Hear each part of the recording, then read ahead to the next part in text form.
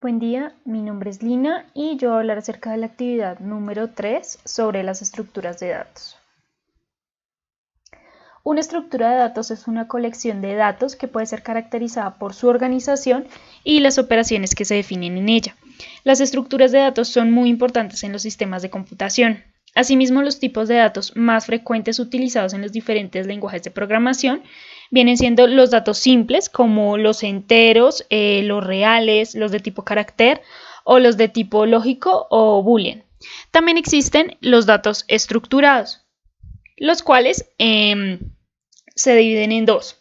Estructuras de datos uno son las estructuras de datos estáticas, las cuales son aquellas en las que el tamaño ocupado en memoria se define antes de que el programa se ejecute y no puede modificarse dicho tamaño durante la ejecución del programa. Dentro de estas estructuras encontramos los arrays, los cuales son un conjunto finito y ordenado de elementos homogéneos.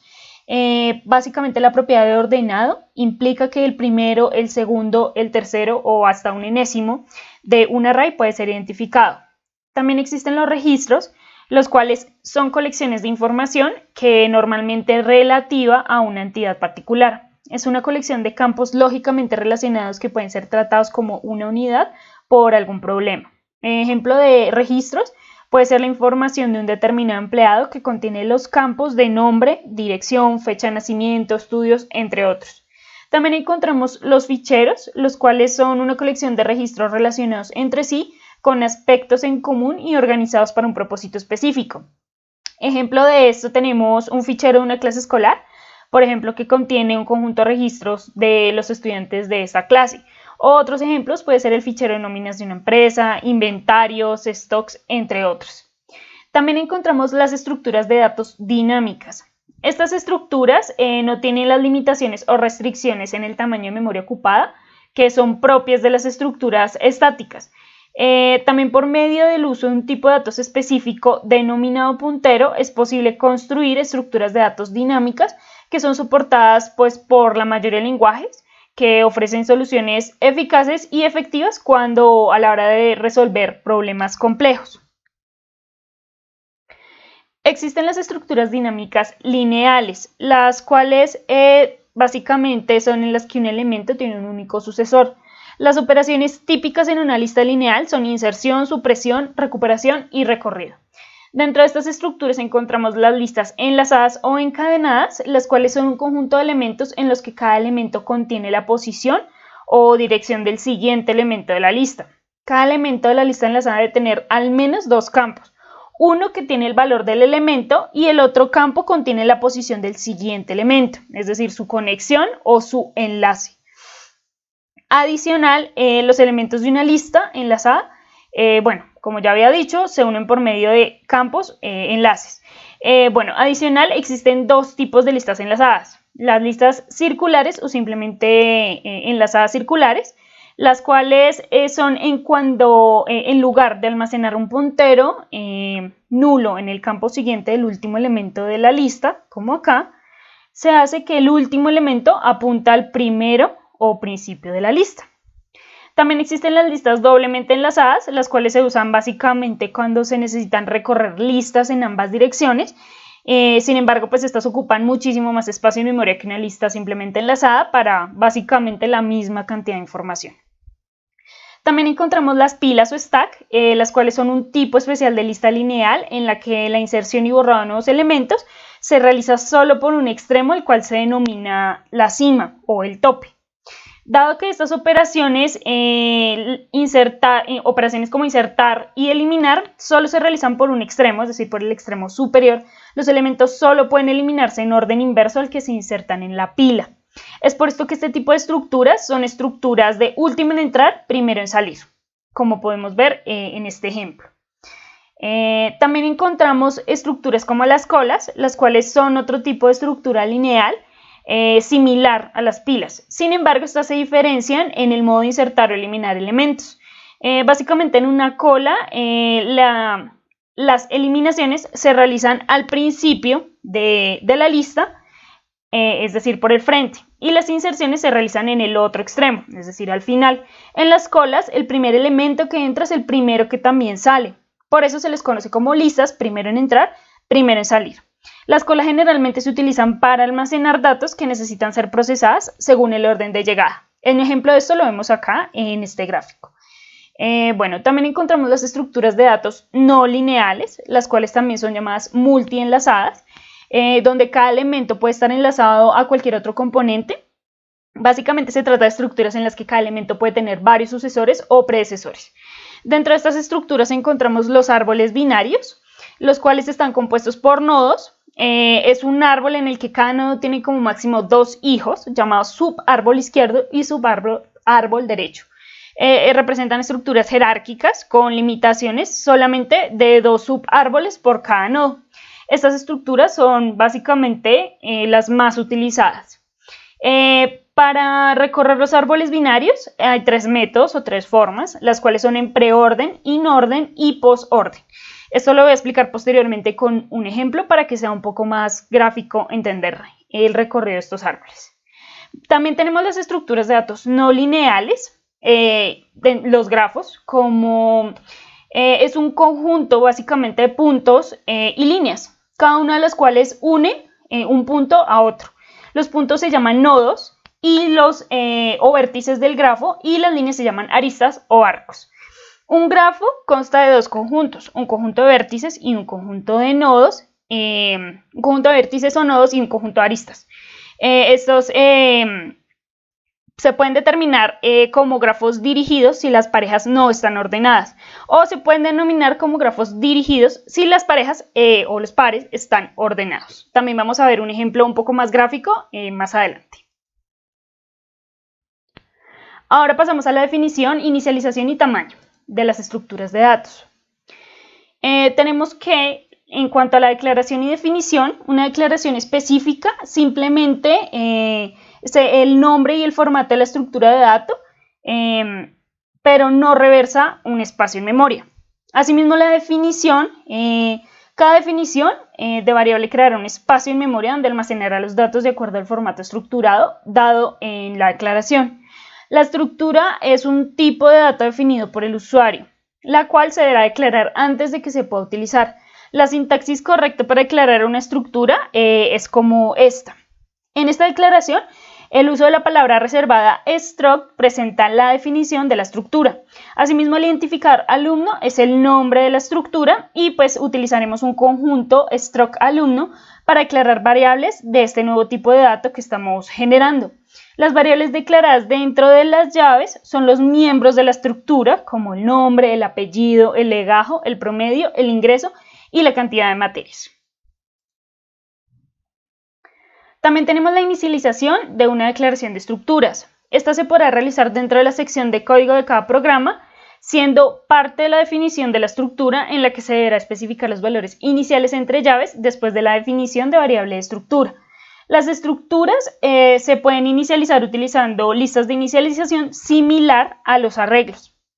Ejemplo de esto es el que puse acá, como pueden ver, donde crea la variable all de tipo struct alumno e inicializa el miembro de nombre Eric, de apellido Cantona, el legajo es 46501, el promedio es 8.85 y el ingreso es en 1995 y por último la cantidad de materias es 32. Esto está basado en el ejemplo anterior. Encontramos también el tamaño de una estructura, es decir, cuando hablamos del tamaño de una estructura nos estamos básicamente refiriendo al espacio que ocupa en memoria una estructura de datos. Para determinar el tamaño utilizamos un operador llamado sizeOf, el cual se aplicará sobre una variable o sobre un tipo de datos. Así como encontramos estructuras dinámicas y estructuras estáticas, también encontramos memorias dinámicas y memorias estáticas. Dentro de una memoria dinámica se reserva, su principal ventaja frente a la estática es que su tamaño puede variar durante la ejecución del programa. El uso de estructura dinámica es necesario cuando no conocemos el número de elementos a tratar.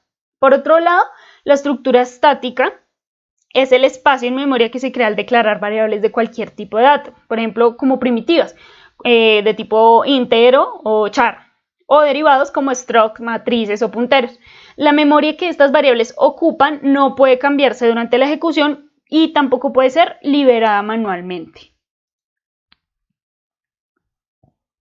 Para el acceso a estructuras encontramos los operadores punto, el cual nos brinda el camino directo al miembro correspondiente. Debemos tener en cuenta que los datos que se almacenan en un miembro dato deberán ser del mismo tipo declarado para este miembro. Aquí hay un ejemplo del acceso a estructura por medio del operador punto. Asimismo también está el operador puntero flecha, el cual sirve para acceder a los datos de la estructura a partir de un puntero. Para poder utilizar este operador se debe primero definir la estructura variable puntero que apunta a la estructura. Aquí también encontramos un ejemplo del acceso a estructuras por medio de este operador. Ahora, el uso de estructuras en programación. Encontramos las estructuras anidadas, las cuales ahorran tiempo en la escritura de programas que utilizan estructuras similares. Se definen los miembros comunes solo una vez en su propia estructura y a continuación se usa esta estructura como miembro de otra estructura. Aquí podemos ver un ejemplo de estructuras anidadas. Como se puede observar en la declaración de la estructura tarjeta, el último de sus miembros, último pago, es del tipo previamente declarado struct fecha. Ahora, los arreglos de estructuras. Podemos decir que para crear arreglos de estructuras se puede hacer de la misma forma que se hace un arreglo de cualquier tipo. Estos son bastante útiles para almacenar gran cantidad de información que se adapta a un formato de estructura como inventarios o empleados. Aquí tenemos un ejemplo de un arreglo de estructuras. Usando la siguiente declaración junto con la definición de la estructura, es posible generar un arreglo de 100 alumnos, es decir, 100 estructuras del tipo struct alumno. Los arreglos como miembros. Ahora, un arreglo dentro de una estructura puede ser los mismos miembros que la componen. Como podemos ver acá dentro de mi estructura alumno, podemos ver sus miembros, dos de sus miembros lo componen arreglos. En cuanto a las uniones, estas se declaran con la palabra reservada unión. Almacenan también miembros múltiples en un paquete. La diferencia básicamente radica en la posición en la que se guardan, es decir, todos los miembros se solapan entre sí en una misma posición, caso contrario en situar los miembros unos detrás de otros. Las uniones básicamente son un tipo de dato derivado, al igual que las estructuras, simplemente con la particularidad de que todos los miembros que la conforman son almacenados en la misma posición de memoria.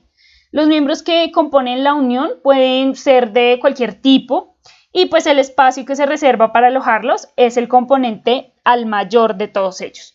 Esta particularidad de las uniones resulta bastante útil en cuanto al ahorro de memoria. Sin embargo, básicamente es responsabilidad del programador llevar la cuenta de con qué miembro de la unión se está operando en cada sección de código, pues con el fin de evitar que escribirlo de una forma y leerlo de otra.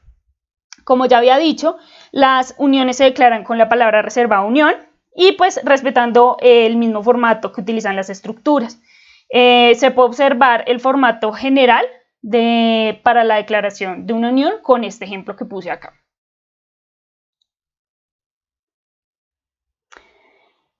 Las enumeraciones son el conjunto de constantes enteras representadas por identificadores. Estas constantes de enumeración son constantes simbólicas cuyos valores pueden ser definidos automáticamente. Estos valores se inician automáticamente desde 0 y van incrementando de a 1. En el caso de este ejemplo, puesto que estoy enumerando los meses del año, no puedo iniciar en 0, por ende inicializo enero en 1, para que siga así y me cuente los 12 meses del año.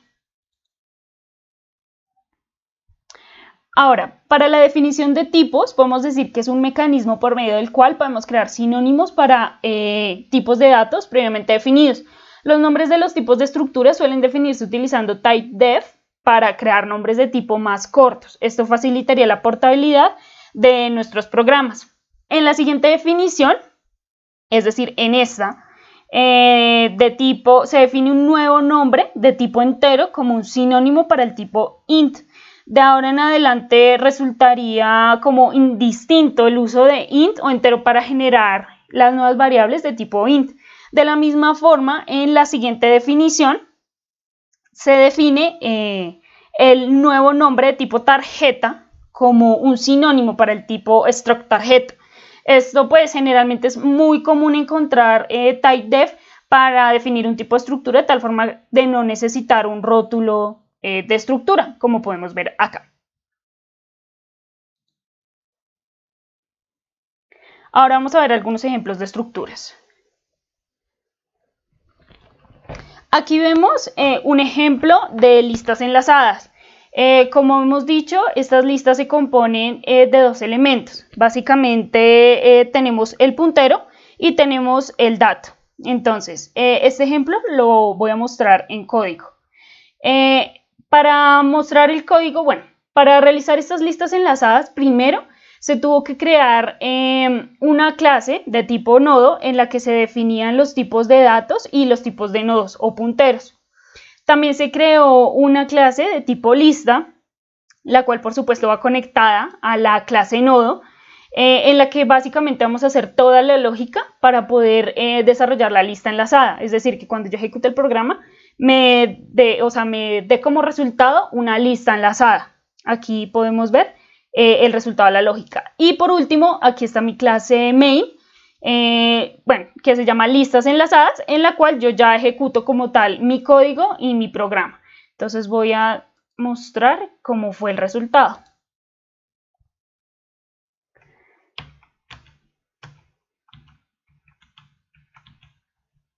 Agregamos un elemento al final de la lista. Aquí voy en el 3, el 4. Voy a darle 2 para mostrar los datos de la lista. Como podemos ver acá, me los muestra en orden 1, 2, 3 y 4. Voy a darle salir al programa para que termine la ejecución y básicamente es lo mismo que yo quise demostrar con este ejemplo un poco más gráfico.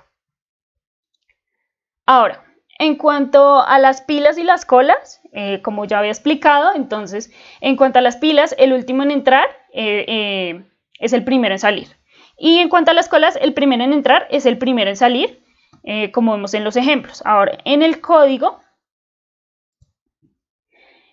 tenemos lo mismo. Un nodo pila, una clase nodo pila, que es donde yo básicamente creo mis constructores, donde inicializo mis datos y mis punteros.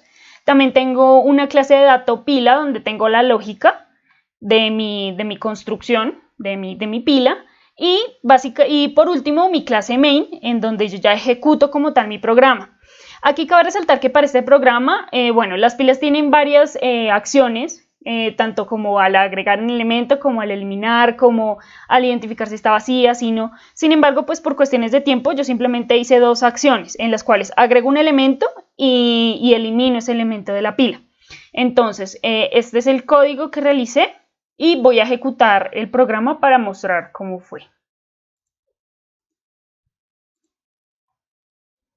Entonces, agrego un elemento al inicio de la pila, entonces voy a agregar 1.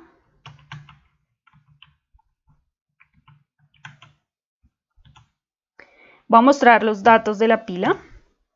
Como podemos ver acá, obviamente es en orden inverso porque el último en entrar es el primero en salir, ¿sí? Entonces digo 4, 3, 2, 1. Ahora voy a eliminar un elemento de la pila, se tiene que eliminar mi último elemento porque es el último que entró, entonces va a ser el primero en salir. Entonces voy a darle 3 y voy a darle mostrar otra vez. Como podemos ver acá, se eliminó el elemento 4, como ya había dicho, el último en entrar es el primero en salir, entonces da 3, 2, 1. Voy a dar salir a mi programa y ahora voy a ejecutar las colas. Aquí tengo mi clase nodo cola, donde ya había dicho que creo los constructores para crear los datos y los nodos. Aquí creo mi lógica en la clase dato cola. Como pueden ver acá, aquí están todos mis objetos, básicamente, que son los que me van a permitir ejecutar mi programa en cola, que es donde está mi clase main. Entonces, es básicamente la misma dinámica. Aquí también solamente hice la acción de agregar y de eliminar los datos, simplemente que aquí voy a mostrar al contrario. Entonces voy a darle ejecutar.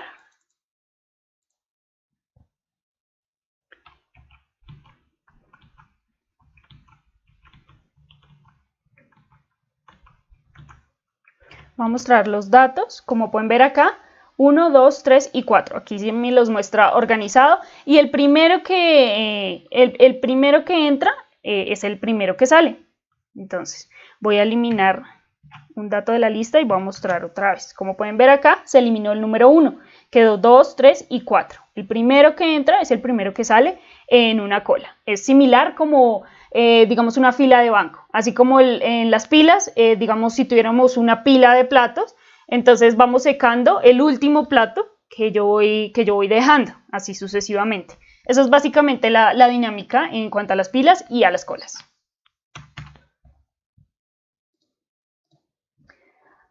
Ahora, el siguiente ejemplo es acerca de los árboles binarios. Lo que yo estaba explicando en cuanto al preorden, inorden y posorden es la forma de recorrer estos árboles binarios. Este es un ejemplo muy sencillo en el cual se recorrió el árbol en preorden, iniciando desde la raíz, después voy a mi nodo izquierdo, después voy a mi nodo derecho, y así sucesivamente lo voy recorriendo. Asimismo, en orden es mi nodo izquierdo, después voy a mi raíz y después voy a mi nodo derecho. Y por último, en posorden voy de mi nodo izquierdo a mi nodo derecho y a la raíz. Este es el resultado que me dio con la recolección de este árbol binario.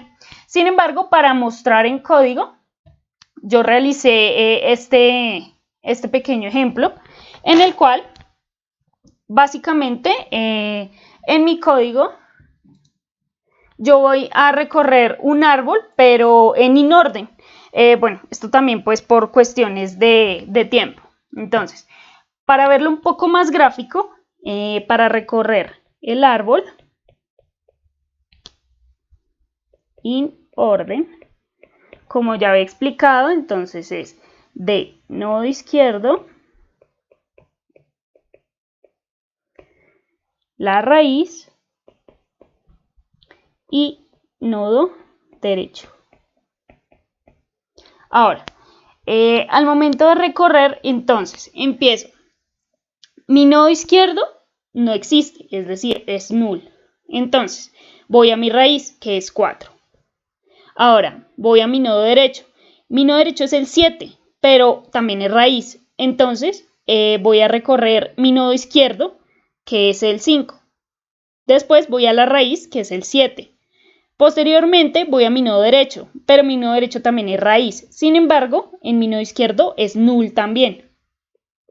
Entonces, al ser null, tomo mi raíz y por último mi nodo derecho, que es el número 23.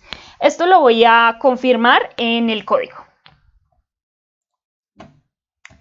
Para la realización de este código, entonces lo mismo. Tengo mi clase nodo árbol en el cual tengo mis constructores del nodo del dato, también el nodo del hijo izquierdo y el nodo del hijo derecho.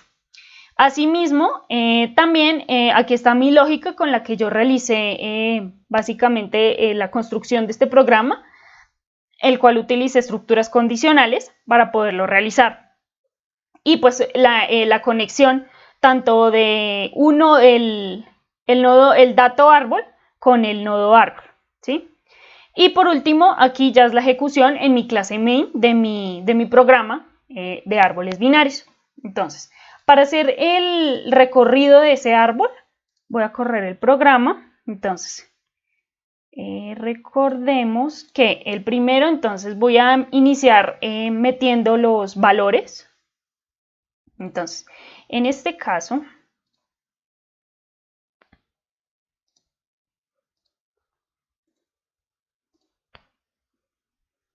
entonces voy a agregar un nodo, el cual el primero es 4, otro nodo, el cual es 7, otro nodo, el cual es 8, otro nodo, el cual es 23 y otro nodo, el cual es 5. Aceptar. Ahí me equivoqué al final. Voy a darle nuevamente.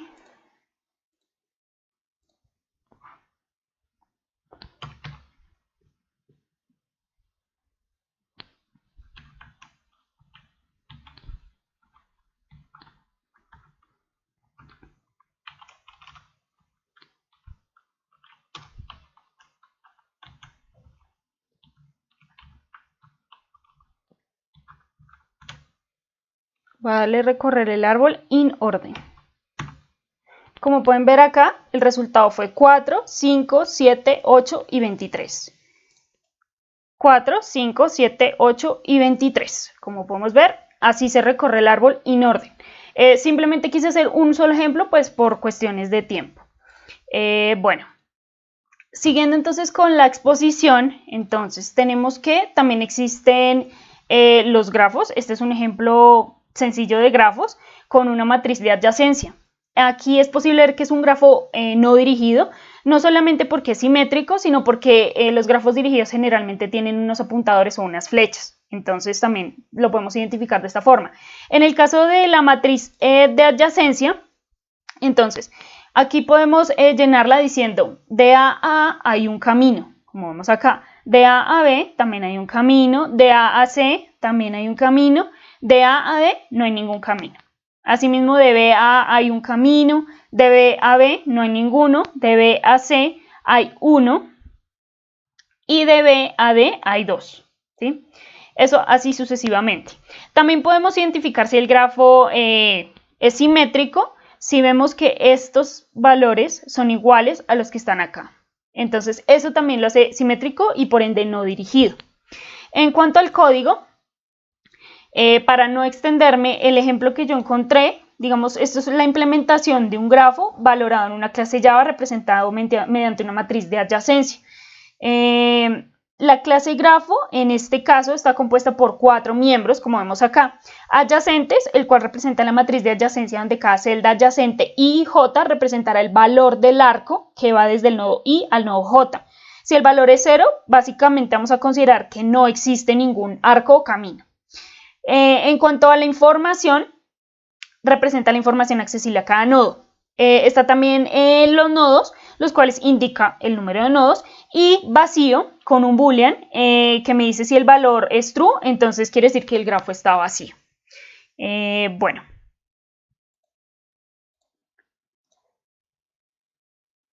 Ahora vamos con punteros de las estructuras de datos. Básicamente, un apuntador es una variable que almacena como contenido una dirección de memoria de otra variable a la que apunta. Dicha dirección representa el lugar donde se almacena un dato. Con los apuntadores nos es posible manipular estructuras de datos o asignar memorias dinámicas. Una variable puntero, o como normalmente se le conoce un puntero, es una variable que contiene direcciones de otras variables. Generalmente un apuntador señala a la variable cuyo valor se almacena a partir de la dirección de memoria que contiene el apuntador. Como ejemplo, podríamos decir que si se tiene un apuntador B que apunta a la dirección en memoria de la variable X, se dice que B apunta a X. Los lenguajes de programación que más utilizan los punteros puede decirse que son ADA, BASIC, C, C++, C#, COBOL, PLI, D, Fortran, Go, Java, Modula 2, Oberon, Pascal y Perl. También, pues, como podemos ver, de acuerdo a estos lenguajes de programación, los punteros generalmente son bastante compatibles con los lenguajes de bajo nivel.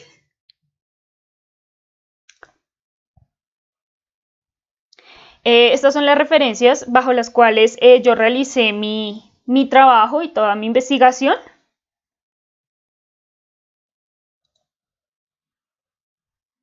Muchísimas gracias por su atención y que tengan un buen día.